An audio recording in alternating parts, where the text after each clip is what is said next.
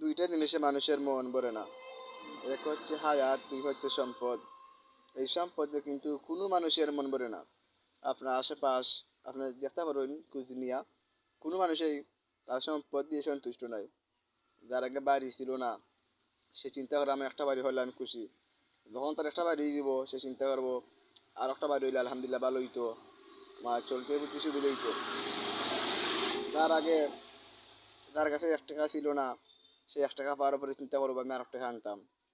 যার 1 লক্ষ টাকার স্বপ্ন ছিল যে 1 লক্ষ টাকা পাইলে আমি আলহামদুলিল্লাহ সবচেয়ে সুখী, কিন্তু যখন সে 1 লক্ষ পায়, তখন তার মনের মধ্যে আরও 1 লক্ষ পাওয়ার আশা আকাঙ্ক্ষা জমে যায়। এটাই হচ্ছে সমাজের বাস্তবতা। এই সম্পদের পিছনে কিন্তু পরে আমরা আখেরাতকে ভুলে যাই, মূল্যবান সময় নষ্ট করি।